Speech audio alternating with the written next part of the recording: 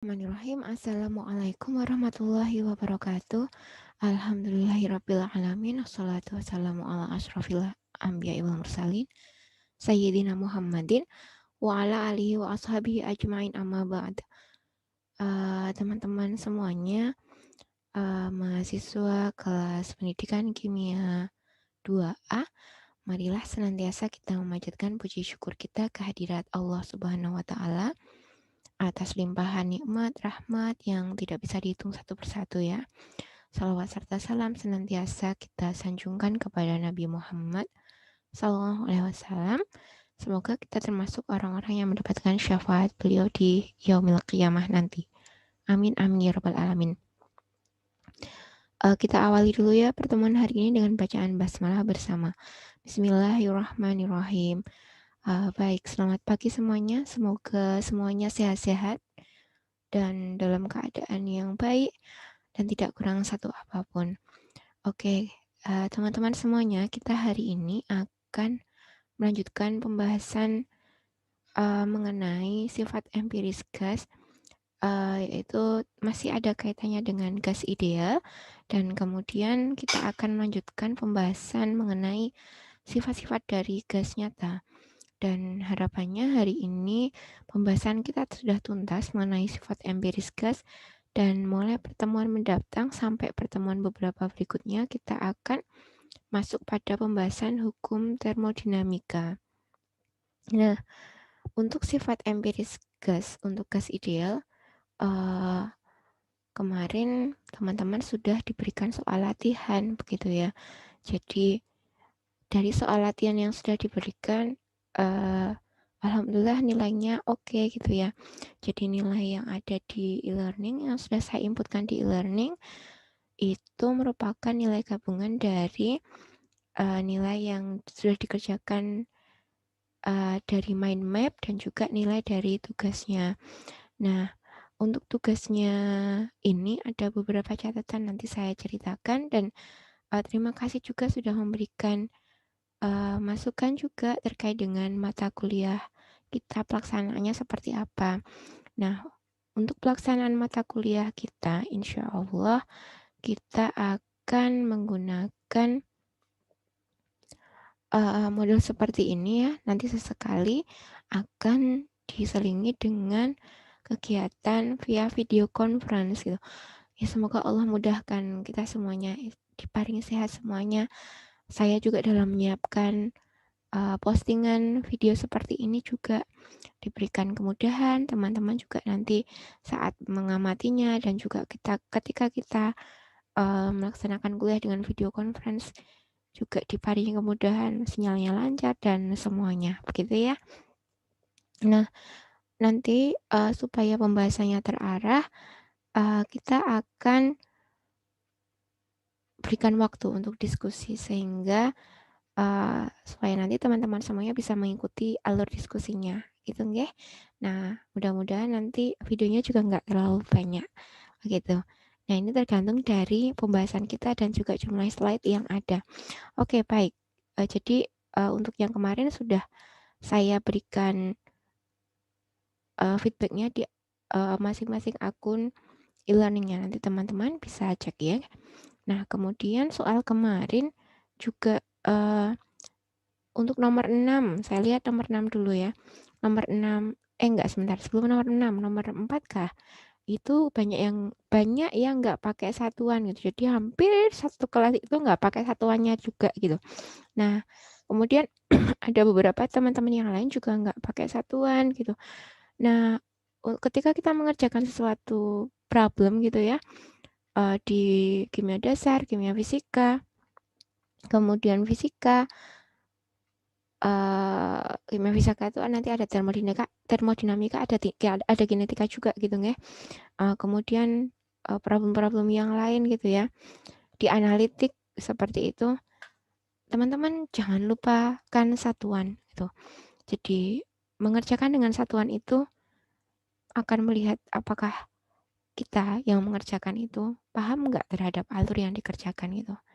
Satuan itu kan merupakan unit dari suatu simbol begitu. Nah, kalau nggak ada satuannya gitu, ya berarti seperti konstanta begitu nggih. Padahal yang dimasukkan enggak konstanta lah, nanti teman-teman harus berikan informasi satuan. Ini wajib. Kemudian yang kedua, berikan keterangan, diketahui, ditanya, dijawab. Nah, ini juga jadi alur begitu. Apakah teman-teman itu memahami nggak soalnya tuh seperti apa? Yang diketahui apa, yang pengen ditanyakan tuh apa, kemudian alur menjawabnya seperti apa. Ini penting untuk diberikan informasi. Jadi nanti mohon ya kasih tahu ini. Diketahui, ditanya, dijawab dengan cara yang runut. Kemudian nomor 5 semuanya salah gitu nggih. Nomor 5 semuanya salah gitu. Ya nggak apa-apa gitu. Nanti insya Allah kita bahas. Kemudian nomor 6 teman-teman coba dikurangi dulu gitu. Jadi jawabannya nomor 6 adalah sekitar 21, sekian mol gitu ya. Karena kan ketemu 30 mol gitu kan, 30, sekian mol gitu. Nah, itu dikurangi dulu hasilnya sekitar 21. Itu yang benar cuma berapa? 2 atau 3 mahasiswa gitu. Itu untuk nomor 6. Nah, nomor 5 salah semuanya gitu. Gitu nggih. Kita akan bahas sekarang nomor 5. Nah, nomor 5 ini jawabannya dengan menggunakan hukum Boyle. Teman-teman di sini coba resapi dulu soalnya. Kemudian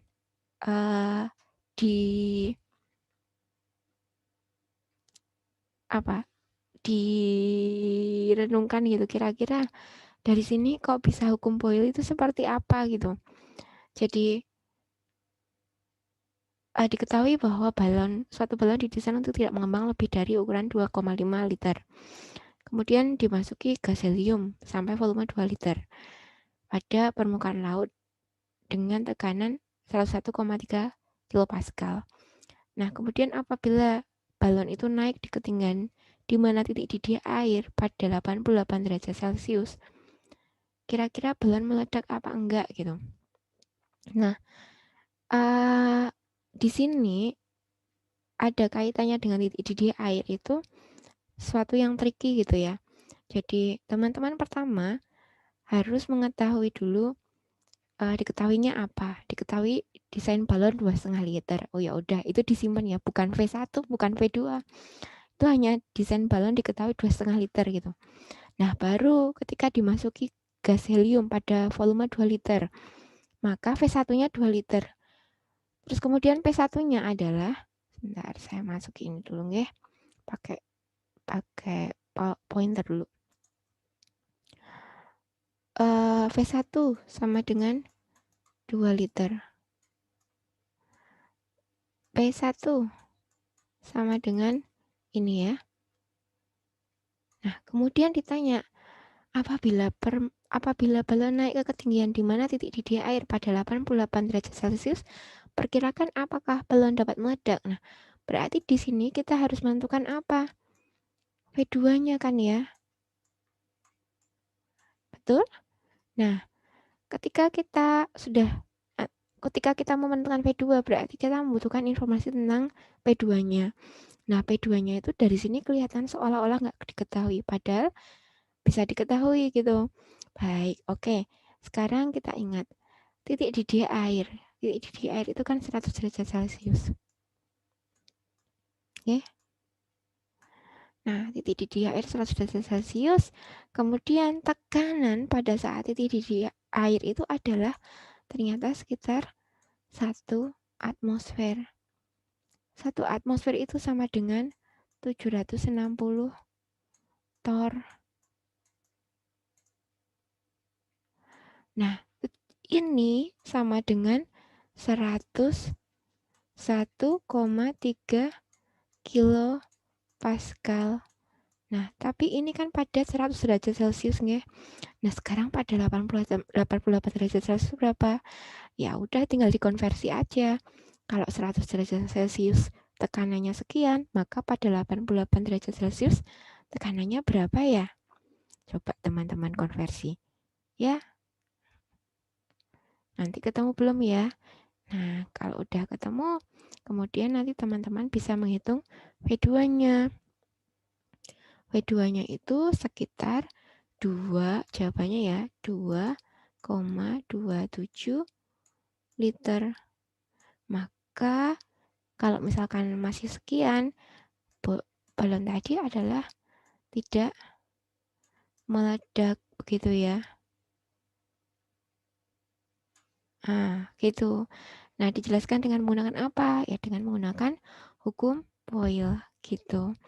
Nanti kalau ada yang masih sulit, teman-teman silahkan bertanya, nggih. Dan terima kasih atas kerja kerasnya dalam mengerjakan tugas-tugas kemarin dan juga beberapa pertanyaan. Semoga teman-teman jadi lebih paham. Gitu ya. Nanti kalau ada yang masih belum jelas, silahkan bisa ditanyakan. Lalu kemudian bagian lain yang masih mungkin agak bingung ada di sistem dan juga fungsi keadaan. Nah, untuk fungsi keadaan ini dan juga fungsi jalan, kemarin ada pertanyaan min P, delta V gitu ya. Yang bisa benar menjawab ini itu hanya beberapa saja gitu. Nanti silahkan cek di akunnya e-learning masing-masing. Nah, cuman yang jelas yang min P kali delta V ini ada hubungannya dengan kerja.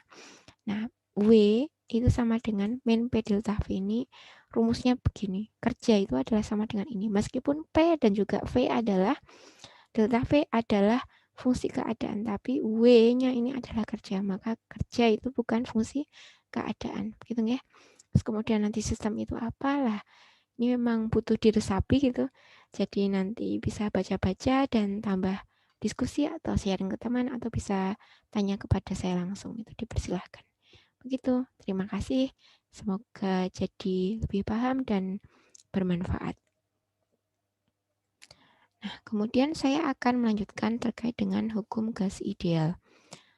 Untuk hukum gas ideal, begitu ya, kemarin kita sudah bisa menentukan bahwa gas ideal itu memiliki persamaan keadaan gas ideal berupa PV sama dengan N kalikan R kalikan T. Nah, kemudian di mana R itu merupakan nilai dari tetapan gas. Kalau ini tergantung dari satuannya, ada yang 0,0821 liter atmosfer per mol Kelvin dan seterusnya, ada 8,314 dan sebelumnya dan seterusnya gitu nggih. Nah, kalau teman-teman pahami begitu ya, nilai PVNRT ini ternyata merupakan nilai yang diperoleh dari gabungan dari beberapa hukum gas yang sudah kita pelajari kemarin. Jadi PVNRT ini merupakan gabungan dari hukum miliknya Avogadro, kemudian hukum Boyle, kemudian hukum Charles. Jadi ABC gitu ya. Nah, kalau pada hukum Avogadro itu keadaan pada P dan T konstan sehingga V per N-nya itu adalah setara dengan nilai yang konstan. Kemudian hukum Boyle itu pada N dan T konstan maka ada kaitannya dengan PV konstan. Maka pada kayak seperti pada soal sebelumnya P1 kalikan V1 sama dengan P2 kali V2 itu seperti pada hukum Boyle gitu ya. Kemudian yang ketiga adalah hukum Charles. Hukum Charles berarti di sini pada keadaan P dan N konstan sehingga V per T-nya itu adalah konstan gitu. Nah, dari ketiga hukum ini diturunkan sehingga kita mendapatkan kombinasi yang berupa hasil akhir PV sama dengan N kalikan R kalikan T gitu. Nah, keadaan STP. Sekarang kita lanjut pada keadaan STP. Standard Temperature and Pressure. Keadaan STP itu adalah keadaan pada saat T sama dengan 0 derajat Celcius atau 273,15 Kelvin. Kemudian tekanannya di sini adalah 1 atmosfer. Lalu, nah, volume gas ideal pada keadaan STP itu berapa gitu untuk 1 mol gitu ya. Nah, kalau kita hitung dari PVNRT maka akan diperoleh bahwa volume yang ditempati oleh 1 mol gas ideal pada keadaan STP itu setara dengan 22,4 liter.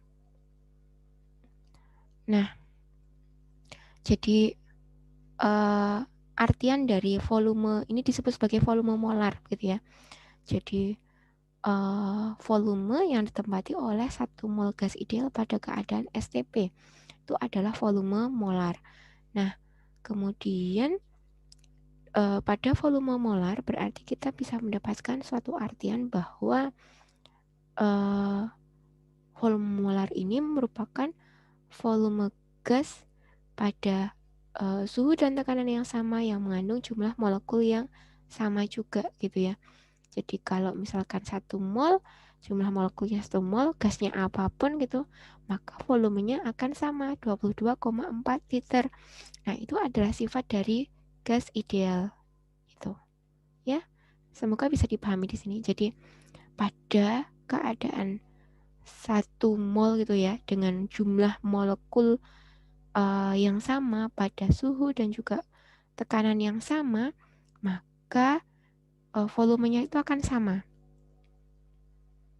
Nggak peduli apapun gasnya.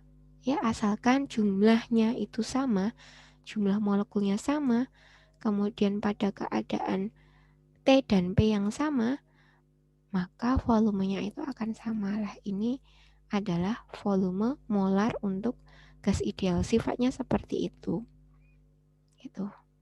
Nah, kemudian sampai di sini sekalian kalau nanti ada yang mau ditanyakan dipersiapkan, nanti akan diberikan waktu untuk bertanya dan juga menjawab. Nah, kemudian kita lihat untuk asumsi gas ideal itu ada beberapa asumsi begitu. Sebentar saya pindah dulu. Nah, ada beberapa asumsi. Asumsi ini didasarkan pada teori kinetika molekuler gas.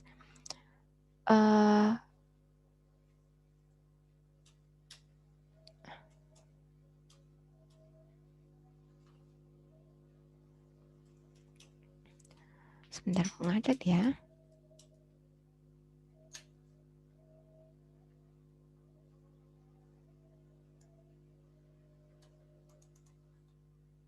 Baik, oke, sudah ketemu. Oke, teori asumsi gas menurut teori kinetika molekuler itu ada 5 asumsi.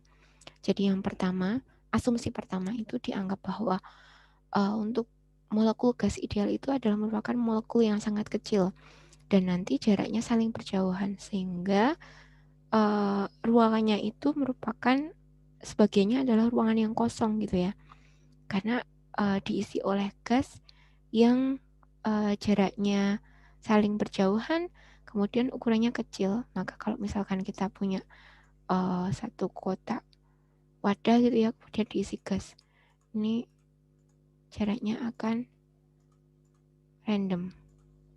Dan juga karena ukurannya kecil-kecil, di antara saling molekulnya itu jaraknya jauh gitu ya, maka dikatakan sebagian volume ruangnya itu adalah merupakan ruang kosong gitu. Nah, dari sini juga bisa dikatakan bahwa gas ideal itu tidak makan ruang begitu ya. Nah, kemudian yang kedua adalah tidak ada tarikan antar molekulnya. Jadi interaksi kedua molekul ini itu nggak ada tarikan ataupun tolakan gitu. Kalau misalkan ada tarikan ataupun tolakan berarti nggak ideal gitu. Jadi ketika bertemu kedua gas ini kan bergerak random gitu ya. Jadi ketemu itu ya misalkan bersentuhan ya kayak lembam gitu aja. Jadi nanti tumbukannya sifatnya elastis. Jadi kayak ketemu baru langsung ketemu langsung meleset begitu. Karena tidak ada tarikan dan juga torakan antar molekulnya. Kemudian yang ketiga tadi sudah disampaikan partikelnya itu bergerak random. Lalu nah tumbukan antara molekul dengan dindingnya itu juga sifatnya elastis. Karena apa? Karena alasan yang kedua juga gitu. Nggak ada tarikan dan tolakan. Jadi ketemu dinding terus mental lagi begitu, ketemu molekul yang lain mental lagi begitu. Nah, yang kelima ini ada kaitannya dengan temperatur. Energi kinetik dari gas ini akan meningkat kalau temperaturnya itu semakin tinggi. Nah, berarti bisa kita ketahui bahwa kalau temperaturnya itu dinaikkan, maka tekanannya akan meningkat. Karena apa? Karena energi kinetika gasnya itu meningkat. Nah, ini adalah asumsi dari gas ideal. Sifatnya seperti ini, gitu ya. Jadi, kalau misalkan ditanya gas ideal itu gas yang seperti apa sih? Nah, bisa diringkas seperti yang saya sampaikan tadi. Kemudian, sifatnya seperti apa? Sifatnya adalah imajiner juga gitu ya. Gas ideal berarti gas yang dianggap sempurna gitu. Apakah ada gitu? Ya sifatnya imajiner tadi. Kemudian secara umum gas ideal ini hanya dapat bekerja pada tekanan rendah dan juga temperatur yang tinggi. Nah, nanti kita akan lihat pada kondisi sebaliknya, tekanan tinggi dan juga temperatur rendah itu seperti apa? Apakah hukum gas ideal itu masih dapat bekerja atau tidak begitu. Nah, ini yang akhirnya kita nanti akan membahas pada bahasan gas nyata. Nah, kemudian ini ada latihan soal. Teman-teman silahkan kerjakan dulu. Kemudian nanti saya tunjuk aja ya. Baik, untuk nomor 1 nanti silahkan yang mengerjakan adalah Mbak Anastasia. Kemudian yang nomor 2 adalah Mbak Sylvia, gitu ya. Silahkan.